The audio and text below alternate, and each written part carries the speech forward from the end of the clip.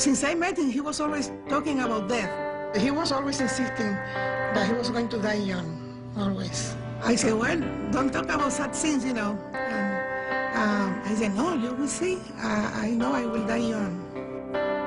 On September 30th, 1972, Clemente became the 11th player in history to reach 3,000 hits. Bobby hits a drive into the gap in the left center field. There she is.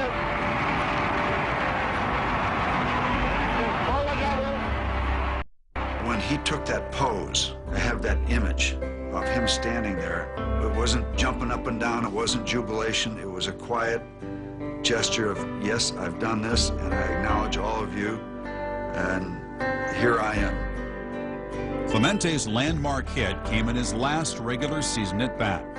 Almost 3 months later, he was at home in San Juan when a major earthquake struck Managua, Nicaragua. There were reports that the collected relief supplies from Puerto Rico were being sold to the survivors of the earthquake in Managua by members of the Nicaraguan National Guard. He told Vera that if they were selling those supplies and he went there, he would stop it. They wouldn't do that with Roberto Clemente there. On New Year's Eve, Clemente boarded a relief plane bound for Managua. A makeshift crew was in command of the DC-7, which itself had mechanical problems and was overloaded with emergency supplies. His son begged him not to go. He had a premonition that something was going to happen. His wife, Vera, didn't want him to go. But he went because he cared. After we said goodbye, he stayed on the door. I was standing there, and he had a very sad look, very deep and very sad look. I can never forget that look. Pittsburgh Pirates outfielder Roberto Clemente headed up relief efforts in his native Puerto Rico for victims of the Nicaraguan earthquake. Late last night, he was killed when a cargo plane that he was aboard crashed shortly after takeoff from San Juan. I was in Milwaukee at the time. I was listening to the 5 o'clock news and heard that his plane had gone down. It was probably one of the saddest days of my life. It was the loss of a national hero. The only thing I can think of that in my own lifetime like it is when President Kennedy was killed. It was that kind of a thing. It sort of sent a wave of sadness throughout the whole country. A 3-day period of mourning was declared in Puerto Rico. The Pirates chartered a plane to attend a memorial service in their fallen hero's hometown of Carolina. Despite an outpouring of grief, the loss of Roberto Clemente at 38 was too much for some to accept.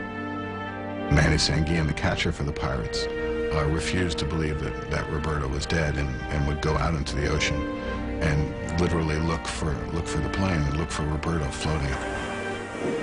I wanted to look for my friend. That was in my mind, that he was down there. And I want to see him.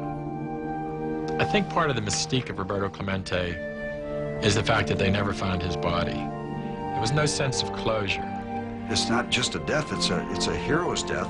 A lot of athletes do wonderful things, but they don't die doing them. Everybody knew Clemente, the ball player.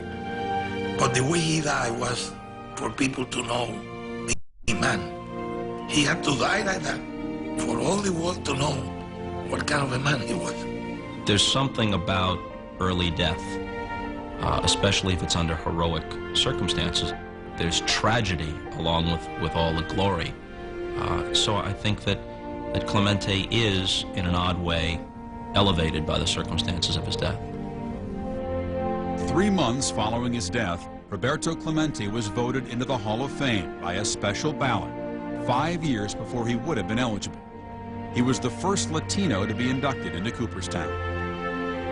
You're always going to sing this, never going to change, never going to change. Each day you try to live up to his name, but it's reality. He's not here. It'd be difficult for an American to measure the importance of Clemente's name in Latin America. He has been deified. He's a larger-than-life saint.